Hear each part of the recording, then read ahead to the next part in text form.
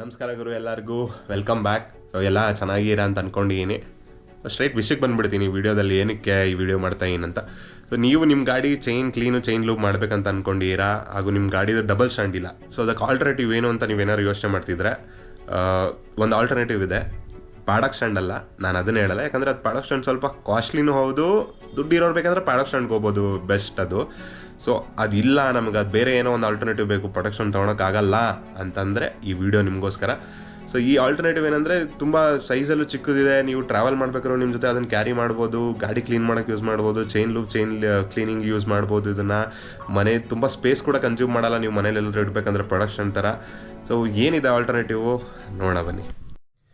Chain clean ಹಾಗೂ chain loop ಮಾಡೋದಕ್ಕೆ ಏನೇನು ಸಾಮಗ್ರಿಗಳು ಬೇಕು ಹಾಗೂ ಆಲ್ಟರ್ನೇಟಿವ್ ಏನು ಅಂತ ನೋಡೋಣ. ಇದೇನು ಅನ್ಬಾಕ್ಸಿಂಗ್ ಅಲ್ಲ, ಆಲ್ರೆಡಿ ಅನ್ಬಾಕ್ಸ್ ಮಾಡಿದ್ದೀನಿ.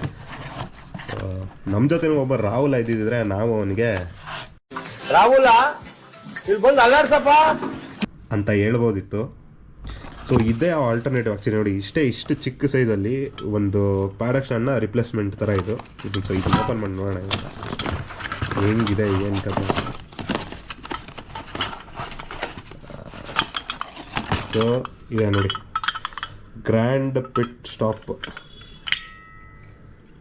ಸೊ ಇದನ್ನು ಹೆಂಗೆ ನಾವು ಯೂಸ್ ಮಾಡೋದು ಅನ್ನೋದನ್ನು ನಾನು ನಿಮಗೆ ಕೆಳಗಡೆ ನಾನು ಬೈಕ್ ಜೊತೆ ಚೈನ್ ಕ್ಲೀನ್ ಮಾಡಿಕೊಂಡು ತೋರಿಸ್ತೀನಿ. ಅದರ ಜೊತೆ ಇನ್ನೇನು ಬೇಕು ನಮಗೆ, ಒಂದು ಬ್ರಷ್ ತೊಗೊಳ್ಳಿ. ನಿಮ್ಮ ಹತ್ರ ನಾರ್ಮಲ್ ನಿಮ್ಮ ಮನೇಲಿ ಇರೋ ಬ್ರಷ್ ಇದ್ರೂ, ಹಲ್ಲುಜಾ ಬ್ರಷ್ ಇದ್ರೂ ಪರವಾಗಿಲ್ಲ, ಅದನ್ನಾದರೂ ತೊಗೊಳ್ಳಿ, ಈ ಥರದ್ದಾದರೂ ತೊಗೊಳ್ಳಿ. ಇದಿದ್ರೆ ಬೆಟರ್, 3 ಸೈಡಿಂದನೂ ಚೆನ್ನಾಗಿ ಕ್ಲೀನ್ ಮಾಡಿಬಿಡತ್ತೆ. ಹಾಗೂ ಇಂಪಾರ್ಟೆಂಟು ಇದು ಚೈನ್ ಕ್ಲೀನರು, ಒಂದು ಚೈನ್ ಲೂಬ್, ಇದೆರಡು. ಒಂದು ವೇಸ್ಟ್ ಬಟ್ಟೆ ತೊಗೊಳ್ಳಿ ಚೈನ್ ಒರೆಸೋದಕ್ಕೆ. ಸೊ ಸೀದಾ ಇವಾಗ ನೆಕ್ಸ್ಟು ಗಾಡಿ ಜೊತೆ ಚೈನ್ ಕ್ಲೀನ್ ಮಾಡೋಣ.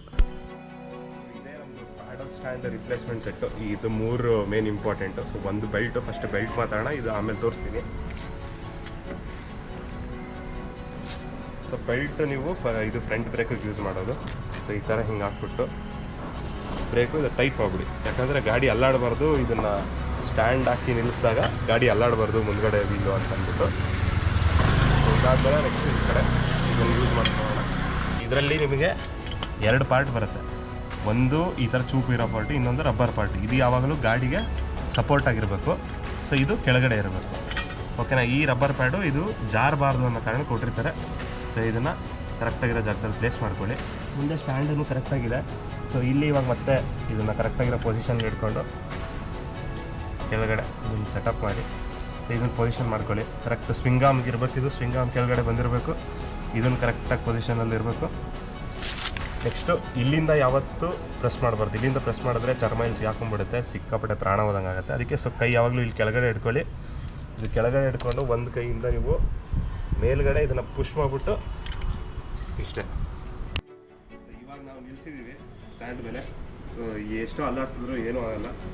ಇದು ಸ್ವಲ್ಪ ಹಿಂಗೆ ಫ್ರೀಯಾಗಿ ರೊಟೇಟ್ ಆಗಿಬಿಟ್ರೆ ನಾವು ಚೈನ್ ಕ್ಲೀನ್ ಮಾಡ್ಕೊಂಡಾಗ ನಮಗೆ ಆರಾಮಾಗಿ ಈಸಿ ಆಗುತ್ತೆ.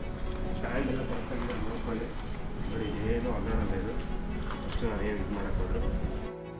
ಇವಾಗ ಚೈನ್ ಕ್ಲೀನರು, ಒಂದು ಬ್ರಷು, ಇದು ನೀಟಾಗಿ ಕಾಣಿಸ್ಲಿ ಗೊತ್ತಾಗಲಿ ಅಂತ ಅಂದ್ಬಿಟ್ಟು ಇದೆಲ್ಲ ತೆಗ್ದಿದ್ದೀವಿ ರಸಾಸ ಮಾಡಿ. ನೋಡಿ ಎಷ್ಟು ಇಲ್ಲೆಲ್ಲ ಸಿಗಾಕೊಂಡಿರುತ್ತೆ ಈ ಗ್ರೀಸು, ಕೊಳೆ. ಇಲ್ಲೆಲ್ಲ ನಾವು ಓಪನ್ ಮಾಡಿ ನೋಡಿರಲ್ಲ ಏನೇನಿದೆ ಏನೇನಿರಲ್ಲ. ನಾನಿನ್ನು ಸ್ವಲ್ಪ ಕ್ಲೀನ್ ಮಾಡಿದ್ದೀನಿ, ಸಿಕ್ಕಾಪಟ್ಟೆ ಕೊಳೆ ಇತ್ತು.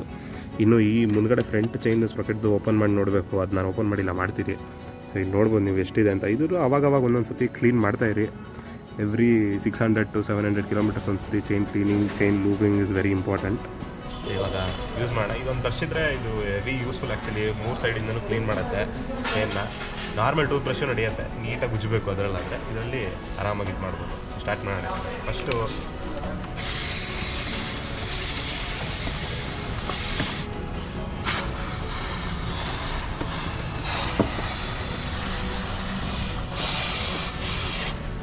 ಒಂದು 5 ನಿಮಿಷ ಬಿಡಿ, ಎಲ್ಲ ಕೊಳೆ ಎಲ್ಲ ಕೆಳಗೆ ಬರುತ್ತೆ. ನೀಟಾಗಿ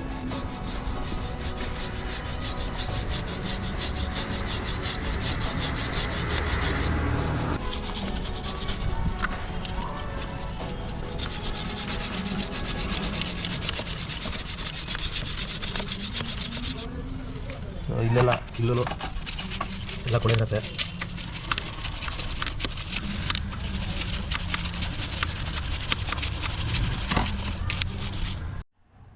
ಸೊ ಒಂದು ವೇಸ್ಟ್ ಬಟ್ಟೆ ತೊಗೊಳ್ಳಿ, ಚೆನ್ನಾಗಿ ಕ್ಲೀನ್ ಮಾಡಿಬಿಟ್ಟು ಒಂದು ವೇಸ್ಟ್ ಬಟ್ಟೆ ತೊಗೊಳ್ಳಿ. ಯಾವುದೇ ಕಾರಣಕ್ಕೂ ಆನ್ ಮಾಡಿಬಿಟ್ಟು ಬಿಟ್ಬಿಟ್ಟು ತಿರುಗಬೇಕಾದ್ರೆ ಕೈ ಇಡೋದು, ಕಾಲಿಡೋದು ಅವೆಲ್ಲ ಮಾಡೋಕ್ಕೆ ಹೋಗಬೇಡಿ. ಬೆರಳುಗಳು ತುಂಬ ಇಂಪಾರ್ಟೆಂಟು ಹುಡುಗರಿಗೆ.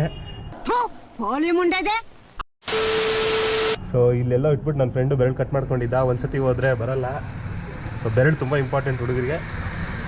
ಸೊ ಇವಾಗ ಗಾಡಿ ಹಿಂಗೆ ಇಟ್ಬಿಟ್ಟು ನಿಧಾನಕ್ಕೆ ಅಲ್ಲಿ ಕೈ ಹುಷಾರಾಗಿರ್ಬೇಕು. ನಿಮ್ಮದು ಬರ್ಸಿ ಇದನ್ನು ನಿಧಾನಕ್ಕೆ ತಗ್ಬಿಟ್ಟು ನಿಧಾನಕ್ಕೆ ಒಸಿ, ಒಂದೊಂದೇ ಲಿಂಕ್ ನಿಧಾನ ಕ್ಲೀನ್ ಮಾಡಿ.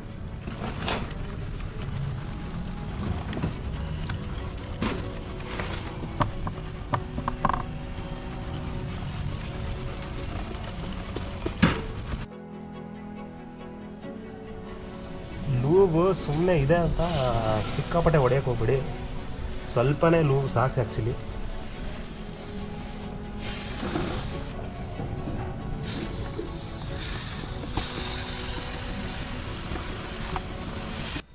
ಇಷ್ಟು ಚೈನ್ ಲೂಬಿಂಗು, ಚೈನ್ ಕ್ಲೀನಿಂಗ್ ಕತೆ. ಯಾವಾಗಲೂ ಇದು ಚೈನ್ ಕ್ಲೀನ್ ಮಾಡಬೇಕಾದ್ರೆ ಸ್ವಲ್ಪ ಹುಷಾರಾಗಿ ಮಾಡಿ. ಕೈ ನೀವು ಎಲ್ಲಿ ಇಡ್ತಿರ್ತೀರ ಆವಾಗ ಮಾತ್ರ ತುಂಬ ಹುಷಾರಾಗಿರಬೇಕು. ಒಂದು ಸತಿ ಬೆರಳೋದ್ರೆ ಮತ್ತೆ ಬರಲ್ಲ. ಈ ಲೂಬ್ ಮಾಡಿದ ತಕ್ಷಣ ಸ್ವಲ್ಪ ಒಂದು ರೌಂಡ್ ಹೋಗಿ ಬನ್ನಿ, ಅಥವಾ ನಿಮ್ಮ ಡಬಲ್ ಸ್ಟ್ಯಾಂಡ್ ಇದ್ದರೆ ಸ್ಪಿನ್ ಹಾಕ್ಬಿಡಿ. ನಮ್ಮದು ಸ್ಟ್ಯಾಂಡ್ ಮೇಲೆ ಅದು ಸ್ಪಿನ್ ಹಾಕೋಕ್ಕಲ್ಲ. ಸೊ ಇದು ಒಂದು ಡಿಸಡ್ವಾಂಟೇಜು. ಸ್ಟ್ಯಾಂಡ್ ಹಾಕ್ಕೊಂಡು ನೀವು ಗಾಡಿ ಆನ್ ಮಾಡಿ ಈ ಸುಮ್ಮನೆ ಪತ್ಗೆರೆಲ್ಲ ಹಾಕ್ಬಿಟ್ಟು ಬಿಡೋಕ್ಕಾಗಲ್ಲ. ಒಳ್ಳೇದೇ ಅದು ಒಂಥರ. ಸುಮ್ಮನೆ ಕೆಲವೊಬ್ರು ಏನು ಮಾಡ್ತಾರೆ, ಗಾಡಿ ಆನ್ ಮಾಡಿಬಿಟ್ಟು ಬಿಟ್ಬಿಟ್ಟು ಸ್ಪ್ರೇ ಮಾಡೋಕ್ಕೆ ಹೋಗಿ ಕೈಗೆ ಇಟ್ಟು ಸಿಗಾಕ್ಸ್ಕೊಂಡು ಇದು ಮಾಡ್ತಾರೆ. ಸೊ ಇದಾದ ತಕ್ಷಣ ಸುಮ್ಮನೆ ಒಂದು ರೌಂಡ್ ಹೋಗಿ ಬಂದುಬಿಟ್ಟು ಅಷ್ಟೇ ಆಯಿತು. ಇವಾಗ ಇನ್ನೊಂದು ಡೌಟ್ ಇರುತ್ತೆ ನಿಮಗೆ, ಚೈನ್ ಕ್ಲೀನಿಂಗು, ಚೈನ್ ಲೂಬ್ರಿಕೇಷನ್ ನಾವು ಎಷ್ಟು ಕಿಲೋಮೀಟ್ರಿಗೆ ಒಂದು ಸತಿ ಮಾಡಬೇಕು ಅಂತ. ನೀವು ಆಲ್ಮೋಸ್ಟು 600 to 700 ಕಿಲೋಮೀಟ್ರಿಗೆ ಒಂದು ಸತಿ ಯಾವಾಗೂ ಚೈನ್ ಲೂಬು, ಚೈನ್ ಕ್ಲೀನಿಂಗ್ ಮಾಡಬೇಕು. ಸೊ ಒಳ್ಳೆಯದು. ಸುಮ್ಮನೆ ಸ್ಪ್ರಾಕೆಟ್ ಹೋದ್ಮೇಲೆ ಹೊಸದು ಹಾಕ್ಸೋಕ್ಕಿಂತ ಸ್ವಲ್ಪ ಮೇಂಟೆನೆನ್ಸ್ ಕರೆಕ್ಟಾಗಿ ಮಾಡಿದ್ರೆ ಚೆನ್ನಾಗಿರುತ್ತೆ ಲೈಫು ಚೈನ್ದು. ಸೊ ಇಷ್ಟೇ ಈ ವಿಡಿಯೋಗೆ. Thank you. ವಿಡಿಯೋ ಇಷ್ಟ ಆಗಿದ್ದರೆ ಸಬ್ಸ್ಕ್ರೈಬ್ ಮಾಡಿಬಿಡಿ. ಹಾಗೂ ಒಂದು ಎಲ್ಲ ನಾನು ಲಿಂಕ್ ಹಾಕಿರ್ತೀನಿ ಡಿಸ್ಕ್ರಿಪ್ಷನಲ್ಲಿ, ಅದನ್ನು ಹೋಗಿ ಪರ್ಚೇಸ್ ಮಾಡಿ. ಧನ್ಯವಾದಗಳು. ಬಾಯ್ ಬಾಯ್.